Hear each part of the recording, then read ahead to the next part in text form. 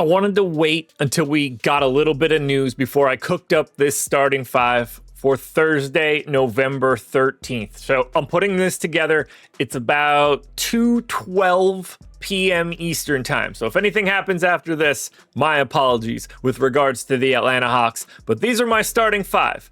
My favorite point guard, shooting guard, small forward, power forward, and center right now on DraftKings. And we're building them out in the single lineup simulator at stokastic.com. Now here's where we sit. It's going to be a weird one. No Darius Garland for Cleveland. We got a monster out of Craig Porter Jr. yesterday.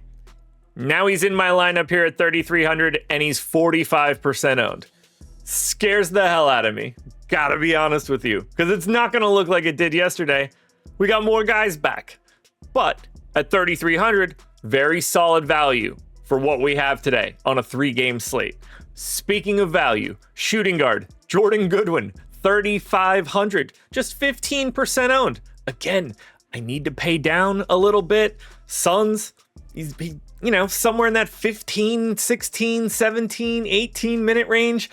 That's the places you need to go when you want to get to anybody at the top of the salary tier. And we're going to get to somebody at the top of the salary tier shortly. But first, we're going to get to Ace Bailey, 4,800, 18% owned. He's going to be in the starting lineup playing some amount of minutes. And if it's competitive and he's playing well, I think he could play upwards of 30. Likely scenario, somewhere around 24 makes some sense. Anything in between, we'll take it.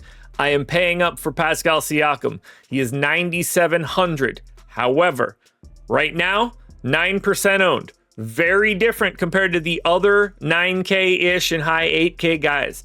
I think that's my path to be a little different, and that's why I took on a little bit more value as well. I'm not sure what we'll get in those final 3 spots, but we're going to have the opportunity to get one other good dude, and I'm not really all that concerned with which one it ends up being since I already have Siakam. Finally, we're getting to Mo Gay in the center spot, who I think could look even better than this as the day goes on, but we shall see. 4,100, 34% owned. Great flexibility. Can go into the power forward spot as well.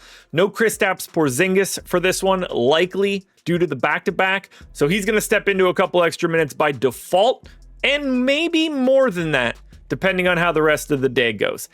This leaves us $24,600, 8,200 remaining for each player.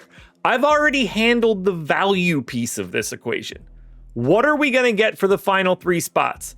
If you've been watching, you know the drill. If you haven't been, I'm going to click complete this lineup and get the 3 optimal plays that fit for what we have left, and then we're going to see how it looks. And right out of the gate, this is an absolute powerhouse. I have no idea what it's going to look like, but we get Devin Booker at 9,300, we get Jalen Johnson at 8,300, and we get Onyeka Okongwu at 6,200. 2 more Hawks, and we grab Devin Booker to go with Jordan Goodwin. 258.5 projection, 273 ownership. Truly, I don't know where we're going to be here. I'm actually a little bit nervous that I gave away too much value earlier. So we might be able to turn Jordan Goodwin into something better and not sacrifice anything from this lineup. But first, maybe I'm just right. I was kind of nervous this was going to happen. Left $800 on the table, 17% sim ROI, 0.2% chance to win, 30% cash rate. I think we're in a position to upgrade Jordan Goodwin, and I'm going to do that right now. So in lieu of Jordan Goodwin, who could very easily just show up in a lineup anyway, I'm going to go to Nickeil Alexander-Walker. It's clear that we have more than enough salary to make this move. And this is what's great about the single lineup simulator. You could learn these things as you're working through the lineup. So we bumped him up. He's now 6K. We took on a little bit more ownership as well. Nickeil Alexander-Walker coming in around 30% owned.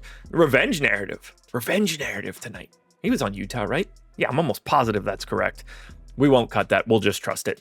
Anyway, $22,100 remaining. That's like still 7K a pop. This will still be strong, and I think this will be a much stronger optimal start. One of those names looks familiar, and Onyeka Okongwu sticking around here. Evan Mobley hops in. Obviously, he sat yesterday, so he should be feeling fresh as a daisy for this one against Toronto. And then Dyson Daniels fills it out again. 261 projection, 275 ownership. Did we make this any better? And by a little bit, we did. 33% sim ROI, 0.2% chance to win, 34% cash rate. We're going to find something else here. And the interesting part to me is how close can we get to this fantasy point total while trimming a giant chunk of that ownership? Because Okongwu's pulling it big time. And once we take him out, can we be cost effective enough while we do it? That's going to be the goal. I'm setting it to 10% randomness. We're going to check out a couple 3v3s. Well, we got a non-Onyeka Okongwu lineup here, and it's a doozy because it's an Atlanta onslaught without him. Dyson Daniels, Jalen Johnson, Yusuf Nurkic on the other side. This becomes an Atlanta-Utah game stack, essentially. It's only Pascal Siakam and Craig Porter Jr., so we spend the full bag. 257.5 projection, 250 ownership. If we compare that to the original, we're down 4 fantasy points, but we're down about 30 ownership points. This could go either way to me. Kind of what I expected. 22.5% sim ROI, 0.2% chance to win, 29% cash rate. Interesting. Is this a Pascal Siakam problem? I don't think it is. And even if it is, I love the spot for him anyway on this 3-gamer. He's going nowhere. Let's try another 3v3. Now that is a different build. Donovan Mitchell, Evan Mobley, Nick Richards, who may or may not be starting for the Suns tonight. Don't expect it to be Mark Williams. Could be Richards, could be Iguodala. Who knows what the Suns are going to do right now. And we left $800 on the table, which is a decent chunk of change to keep yourself unique on a 3-game slate. 253 projection, 225 ownership. We are down 8 fantasy points and 50 ownership points. I think we're giving up too much, and it would be interesting to see if we could use that $800 to our advantage, but I'm certainly interested. I think we need to see if we could use that $800. We get it to dead neutral, but if we can upgrade here somewhere and get some of those fantasy points back without hemorrhaging that ownership too much, I think we're onto something. I tried everything in my power to crack this code, including removing Ace Bailey and getting to DeAndre Hunter, which unlocked old friend Jordan Goodwin, Lauri Markkanen, and Evan Mobley, and got us to 42% sim ROI. But what I'm learning for today, 1, I'm hoping we get some ridiculous Atlanta Hawks news. And 2, if we don't, this is going to be a pretty difficult slate. But I'm glad I have the Sims to help me out because I can't imagine doing all of this without them.